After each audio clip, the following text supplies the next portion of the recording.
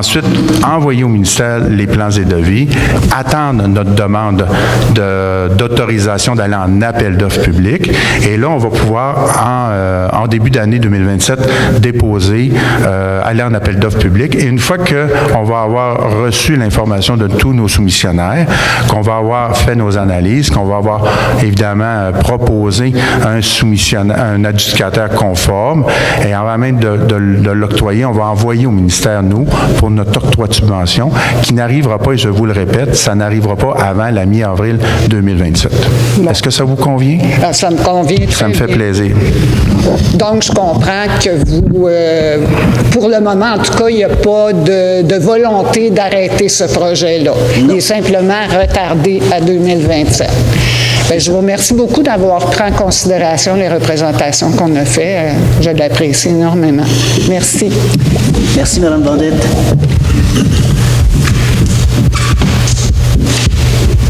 Autre question? Autre question? Non. Let's go. Ferme-le.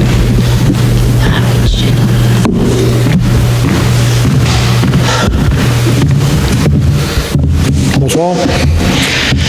Ma question, c'est par rapport à une résolution que vous avez passée, que vous venez d'approuver, la résolution concernant...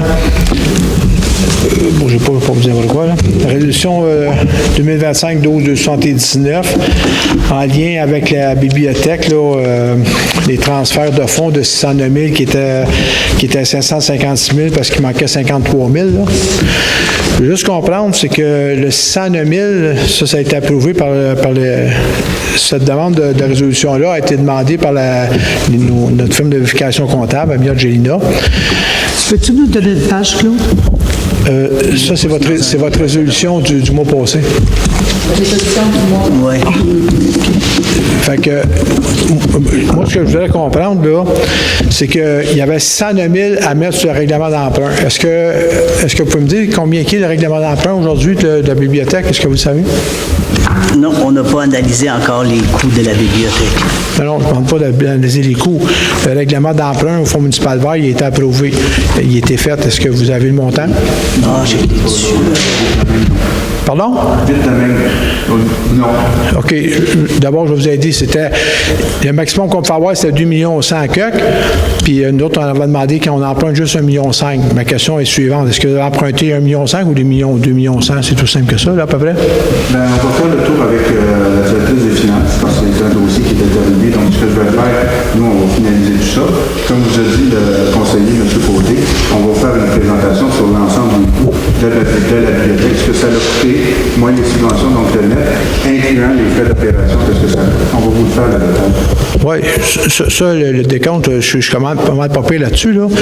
Ma question, c'est qu'il était demandé de déposer 609 109 sur le règlement d'emprunt. OK? Là, ce que je comprends, c'est qu'il disait qu'il restait 556 109 selon votre résolution. Donc, 53 000 qui a été pris pour l'achat des livres. Vous avez fait une résolution pour demander de reprendre 53 000 sur le fonds non affecté, mais il n'a pas été mis sur le règlement d'emprunt biblio, il a été mis dans le compte de la bibliothèque. Fait que c'est ça que je veux comprendre, parce que si le 53 000, vous ne l'avez pas mis, ça veut dire qu'on a 53 000 qui est dans les fonds, puis qu'on va payer les intérêts dessus pendant 10 ans de temps. Bon, on va vérifier, M. Charbonneau. Parfait. C'est une bonne question. Le mois passé, j'ai eu une question par rapport à l'achat des billets pour le super bénéfice de la coop. Vous m'avez dit que vous en avez acheté 10, vous en avez donné 2 aux employés. Les 8 autres, vous ne m'avez pas dit c'est qu'ils ont passé où? Pardon? Vous avez acheté 10 billets pour le super de la coop, c'est à 100 $.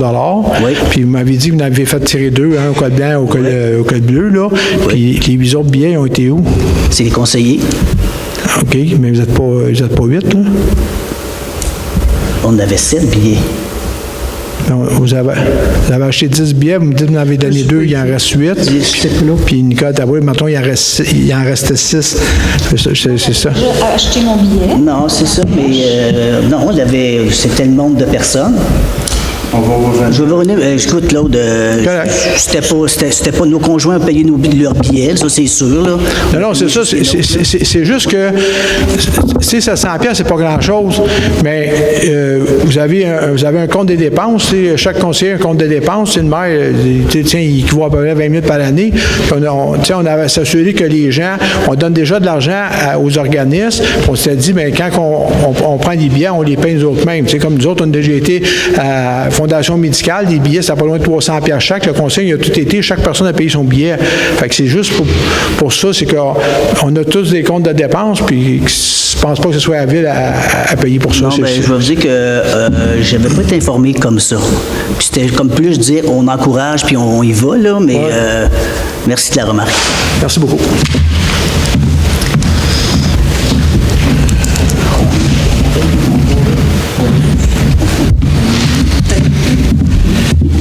Bonsoir. Bonsoir, madame. C'est en plein ça. Je voulais vous demander, à l'autre assemblée, le 12 décembre, j'ai demandé combien qu'on avait de payeurs de taxes. Est-ce que vous avez le chiffre? Moi, j'avais plus le nombre de terrains qui appartenaient à la... Il y avait 8045 personnes. 8056 unités d'évaluation. Parce qu'il y en a qui n'en payent pas des taxes. Fait que moi, je voulais juste le chiffre de ceux qui payent des taxes. Ben, c'est ça. Ben, Ça se peut-tu qu'on soit rendu à 7 000 personnes? 7 000 comptes de taxes? Bon, regardez bien, là. Moi, ici, là, j'ai imprimé ça du site de la ville. C'est pas à jour, là, parce que c'est de janvier 2024. D'habitude, c'est mis à jour à tous les ans. Là, je ne sais pas ce qui est arrivé en 2025. Puis ici, ça dit, dans cette partie-là, que nombre total de fiches, ça, c'est les payeurs de taxes, c'était 8116. Nombre total de fiches imposables, on avait 6852. Fait que là, avec ce que Mme Julie a dit, avec toutes les constructions qu'il y a eu, on doit être proche de 5000, là.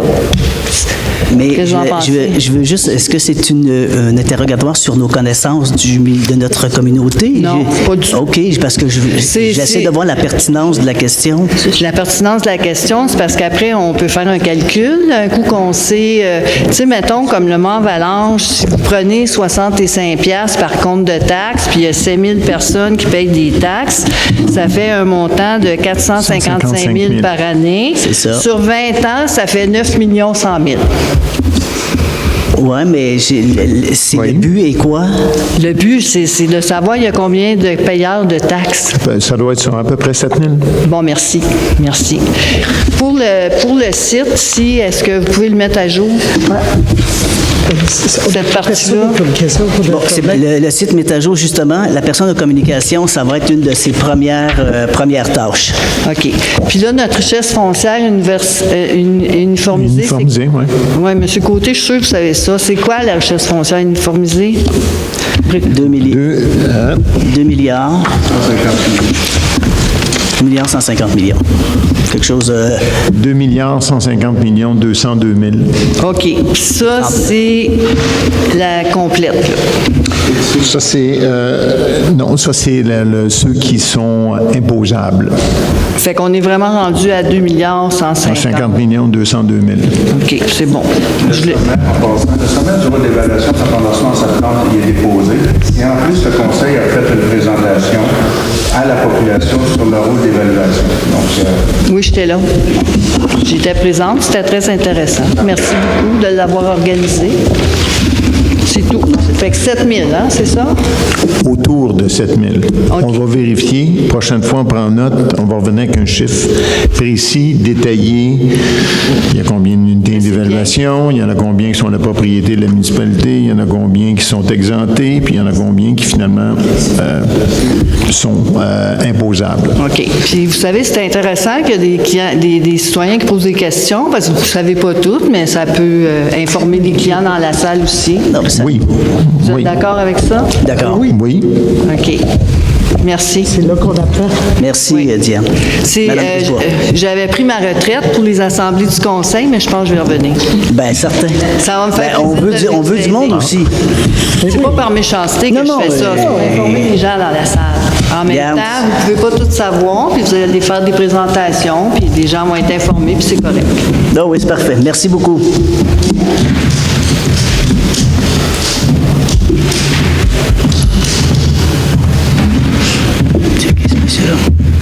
Bonsoir. Bonsoir. Là, je suis désolé, j'ai peut-être du retard ou des questions qui vont être un petit peu niaiseuses, mais ça a l'air que ça n'existe pas. Votre nom, monsieur? Jean-Sébastien Girard. OK.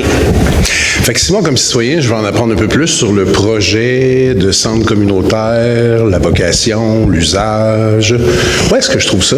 Bien, c'est justement, vous le trouverez pas nulle part parce qu'il n'existe pas, mais il va exister. Ça revient. Il va exister. Mais on a accepté un projet. C'est ce que on a accepté d'avancer pour des subventions, c'est ça? J'essaie de suivre. Hein, je m'excuse, Oui. je fais mes premières armes. C'est bon. Nous autres, on n'est pas bébé loin, là. OK, donc je ne peux pas lire rien sur ça. Ça nous le prend absolument. Il y a des groupes qui tiennent à l'avoir, mais on n'est pas capable de savoir pourquoi, c'est ça? Non. Puis je dis pas qu'on n'a pas besoin. Je comprends juste pas à quoi ça sert présentement. Fait que j'attends. Mais on va donner plus d'informations à ce sujet. Les plans, les coûts. C'est correct. Je me suis inscrit à l'infolette. Ça va sûrement sortir dans l'infolette, ça? Hein? Oui, ça va sortir. Oui, non, on va mettre tous les projets qu'on va faire, on va mettre les courants au fait, les citoyens au fait.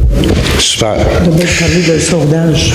Là, j'ai entendu tantôt qu'on travaille sur des projets de nouveaux outils de communication, que ce soit plus fluide, puis que ça soit...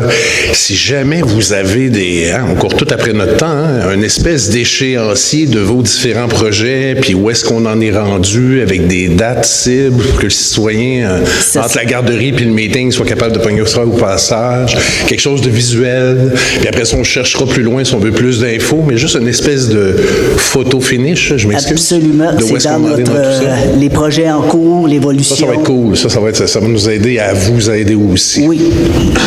Puis on s'entend qu'une population informée, ça l'enlève quand tu as l'information directe, ça l'enlève les mauvaises informations. Et probablement que ça aide tout le monde à s'inscrire dans un projet collectif. Qui fait que ce n'est pas que des gens qui arrivent ici avec leur agenda individuel. C'est ça. Là, maintenant, on travaille en équipe, c'est ça? Exact. Je veux dire que je suis allé sur la 2e page du site web, puis j'ai pas trouvé d'erreur. Fait que je tenais à vous féliciter. Fait que, bravo pour ça. Je tiens à le souligner. C'est surprenant. Mon dernier point, c'est... Vous êtes linguiste? Pardon? Vous êtes linguiste? Non, mais j'ai plein d'outils, par exemple. Non, je suis contre-pouvoir, on va dire ça de même. Mon dernier point, si demain matin, il y a une minière qui débarque sur le territoire pour venir faire des sondages avec des projets envisageables, puis que juste une minière, que ce soit une gazière, que ce soit... Nous, là, comme citoyens, on sait-tu ces choses-là? Ou toutes ces choses-là, c'est privé, puis on ne peut pas savoir ça? Bien là, on travaille fort avec les terres publiques à les protéger, justement pour éviter les claims, des trucs comme ça qui arrivent. C'est pas dans notre vision de développement de ces projets-là. Au contraire. Parce que là, l'industrie minière a faim ces temps-ci. Vous, êtes-vous un exploiteur minier, non? Vous venez sonder le terrain. Pour le moment. Vous venez sonder le terrain. C'est très dur creuser dans ma cour, d'ailleurs. J'ai pas comme projet de continuer. Ma dernière question, c'est quand on fait appel à des entreprises pour demander des soumissions, comment on choisit ces entreprises-là? Je suis vraiment curieux. On a deux compagnies de son et d'éclairage qu'on a demandé. C'est parce qu'on les connaît déjà ou c'est des références? En fait, c'est des gens du milieu. Pour cette situation-là, on a fait appel avec un groupe qui s'appelle les Saint-Jean-Batteux. Alors, c'est quand même des gens un peu de Saint-Adolphe. C'est 8 musiciens. Eux, ils nous suggèrent quand même des références. Mais, tu sais, on est ouvert à en avoir un troisième et il n'y a pas de souci là-dessus. Toutefois, la difficulté, c'est qu'on peut pas s'improviser dans le domaine et on a essayé à un moment donné de louer les propres équipements, mais les musiciens, ils ont des standards très précis avec les techniciens de son. Oui. Peut-être que vous connaissez. Alors, c'est un peu comme ça. Plus ça que le minier, ce que je vous dirais. Mais c'est bon, c'était juste une question. questions comme ça. Mais écoutez, là, je sais que vous venez d'arriver, mais c'est sûr que moi, comme citoyen qui fait ses premières armes puis qui va essayer de vous suivre, puis embarquer avec vous dès le début de votre saison, fait que je vais essayer de rester avec vous tout le long. Hâte de vous entendre parler parce qu'on a lu beaucoup l'implication citoyenne, puis d'amener le citoyen au cœur d'eux. Ça va passer par des outils, ça va passer par des projets. Moi, je suis intéressé à contribuer à quelque chose de collectif. Fait que on va vous attendre là-dessus, puis on se dit qu'il va y avoir des journées d'information ou des outils qui vont nous dire comme citoyens partout où est-ce qu'on est capable de s'impliquer. Exactement. C'est ça. Peut-être que ce serait bon que vous nous disiez vos champs d'intérêt, si tu les mines Ça, je ou fais ça c'est comment? le son. Je vais vous voir à l'hôtel de ville, puis je vous dis ça, ou j'ai un formulaire sur le web, ou... Après, la séquence, Après la on va rencontre. se parler. Après la rencontre, c'est ça. Hey, merci beaucoup. Merci. Bienvenue. Est-ce qu'on a son nom, ce monsieur-là? Sébastien Girard. Girard.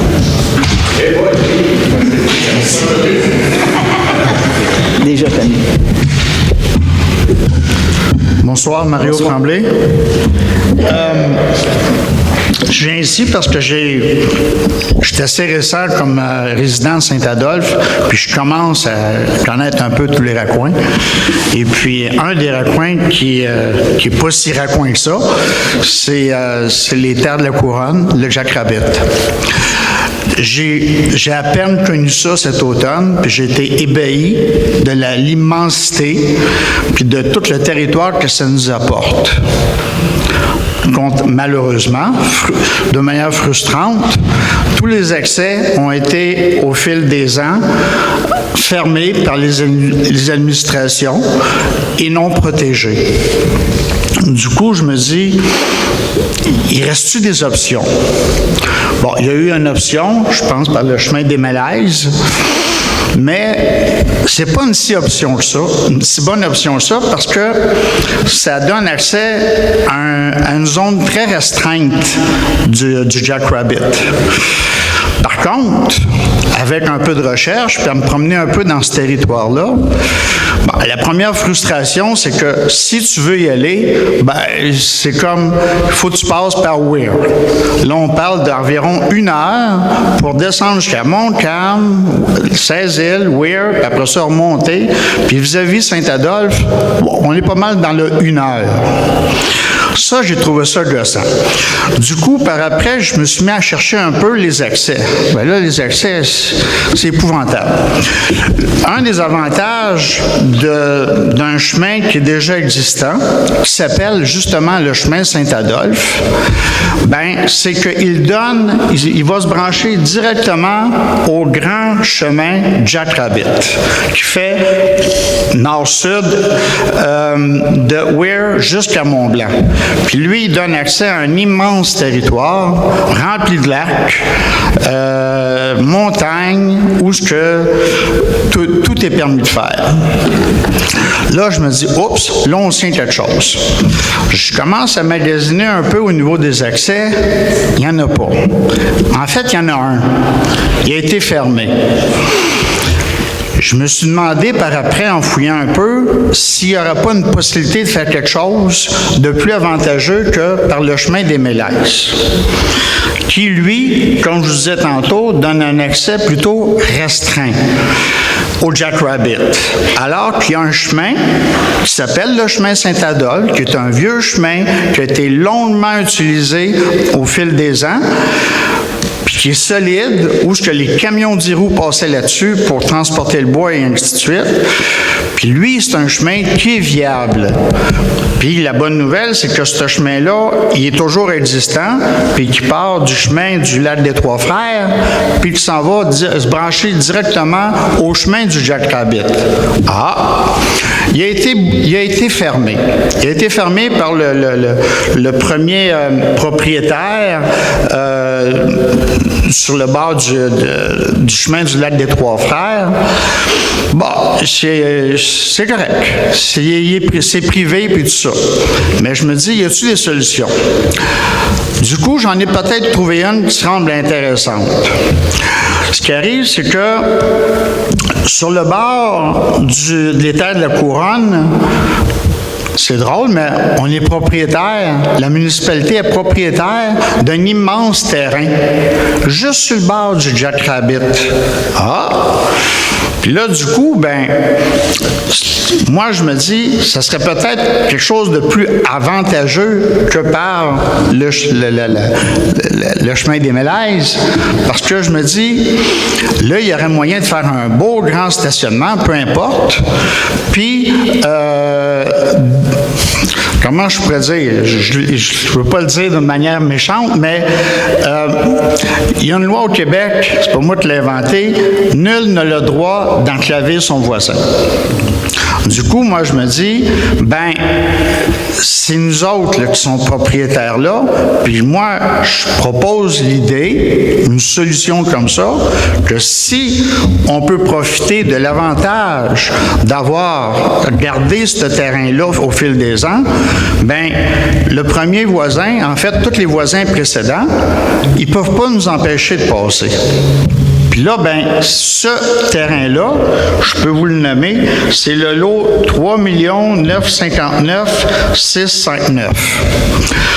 Donc, moi, je pense qu'il faudrait mettre ça à profit. Puis, ça serait quelque chose de bien intéressant puis de bien le fun.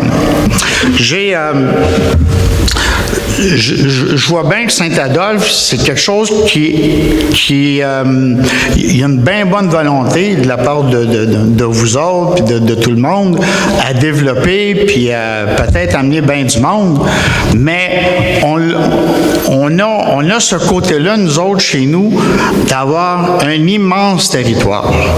Puis le Jack Rabbit, il nous adonne à nous autres. Je me dis, on ne peut pas passer à côté de ça. Ce serait vraiment avantageux pour tout le monde. Puis moi, ben, je parle de ça des fois à des nouvelles connaissances dans la région. Le Jack Rabbit. Ben, c'est ça. Le Jack Rabbit je sais pas, mais si on fait un sondage, j'ai bien l'impression qu'il y aura peut-être juste 50% du monde qui savent où ce que c'est. Bon, il penserait sur la sentier de ski de fond, à mon avis, moi, la Jack Rabbit. Oui. Ben oui, ça a été popularisé par Jack Rabbit, mais jadis, il y a déjà eu beaucoup d'actions au village, puis il y a beaucoup de monde, beaucoup d'achalandage qui allait justement par ce fameux chemin Saint-Adolphe qui menait au grand territoire de Jack Rabbit. Moi, je me dis, ça vaut-tu vraiment la peine? Ça ne vaudrait pas la peine, me semble, de faire quelque chose pour essayer de rouvrir ce chemin-là et puis de nécessairement pas avoir à faire le grand détour incroyable par Weir. On a parlé cet automne, puis tu sais, au bout du lac des Trois-Frères, tu m'avais parlé là, de la petite entrée avec la maison. Ouais, puis j'ai vérifié, puis apparemment que l'entrée appartient au propriétaire qui est Je là. comprends. Mais le terrain que tu parles, je sais de quel terrain tu parles, le terrain municipal. Puis effectivement, c'est peut-être une avenue qu'on peut regarder. Puis j'étais pour répondre à ton courriel d'hier, tu m'as envoyé. Hein? Mais je prends ton offre là, pour travailler sur un dossier avec des gens. Là, je pense que ça pourrait être intéressant. Puis, en tout cas, moi, j'ajouterais que si on faisait, parce qu'à un moment donné, ça peut être pertinent d'ajouter j'aime pas le mot, mais une obligation au droit de passage, ben, si on a fait un genre de stationnement comme qui était prévu au chemin des Mélèzes, ben, je me dis, en tout cas, c'est ça. Comment je pourrais dire ça, donc? Je comprends ce que tu veux dire. Mais oui, on va regarder. C'est un avenue que je propose. Ce que vous proposez, ça fait partie des discours qu'on a eus tout autour de la question de chemin des Mélèzes, de chercher un autre stationnement qui va donner accès aux terres des couronnes. Que vous donniez ce soir une option que peut-être pas tous le conseiller a eu la chance d'avoir connaissance, et on va prendre ça en considération question Oui. avec J'ai- toute l'équipe de Chemin des Mélèzes. Je vous remercie. C'était une bonne idée. Je me suis rappelé du fil que j'ai perdu. C'est qu'en plus de ça, faire un stationnement là, ben là, ça ne dérangera pas personne. Voilà. Puis, Ça, en plus, ça c'est déjà une maudite bonne affaire. ce district, en plus, ça fait partie, je pense, d'une étude protégée qui est en processus. Tout au moins, si l'administration présente n'a pas encouragé à être expéditif là-dedans, moi, je te suggère, c'est tout au moins protéger cette terre municipale-là pour d'éventuels nouveaux administrateurs. Pas parce que j'aimerais pas ça que vous en fassiez partie du projet, là. Puis, moi, le premier, j'ai marché un peu dans ce vieux chemin-là, Saint-Adolphe. C'est vrai qu'il est viable, c'est vrai qu'il est solide. Ben, c'est vrai, c'est sûr aussi que le végétal a pris un peu de la place, là. Ça s'est fermé un peu. Mais moi, le premier, je serais prêt à être bénévole et à lui donner un coup de main pour arranger ça. Fait que... Ben, merci beaucoup, je suis sûr M. que je ne serais Tremblay. pas tout seul à avoir un avantage là-dessus. Je peux vous demander juste d'envoyer peut-être un email, soit à moi ou à Alex, si vous l'avez. Parfait. C'est fait. Merci. Merci, monsieur. Bonne soirée. J'aurais une question, M. Tremblay. M. Tremblay. Excusez-moi.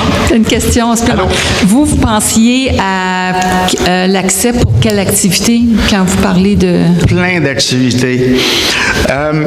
Moi, j'ai eu un choc cet hiver. J'ai eu un choc. Je suis allé faire un tour obligatoirement à Val-David.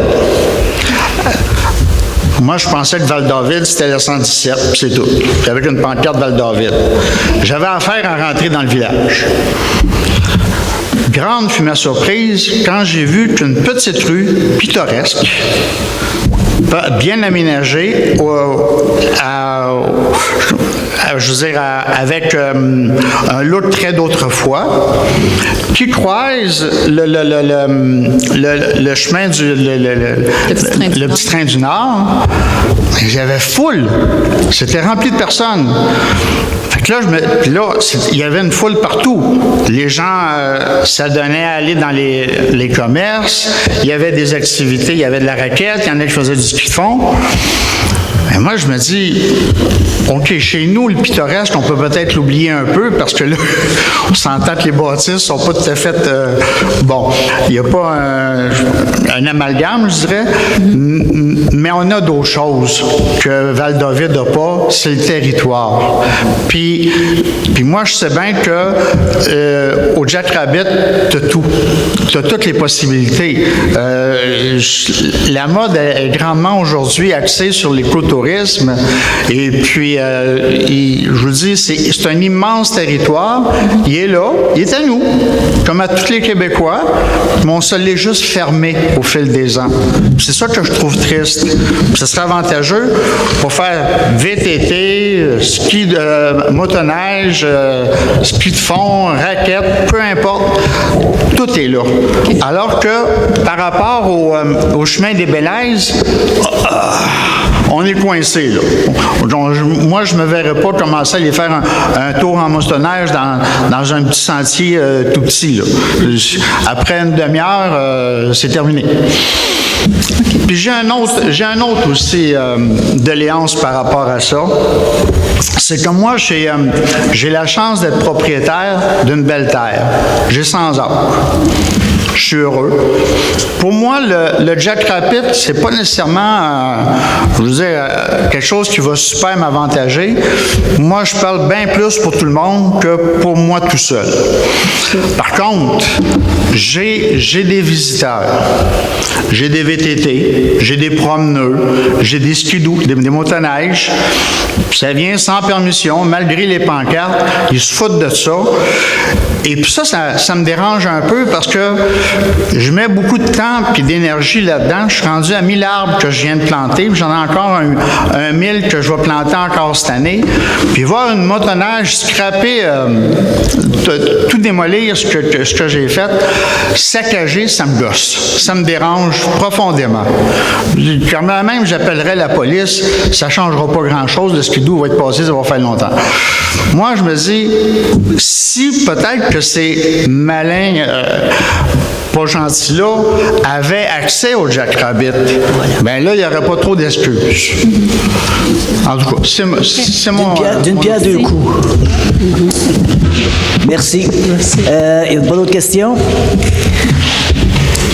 Levée de l'Assemblée. Qui propose le lever de l'Assemblée? Propose. Nicole. Merci beaucoup tout le monde. Bonne soirée.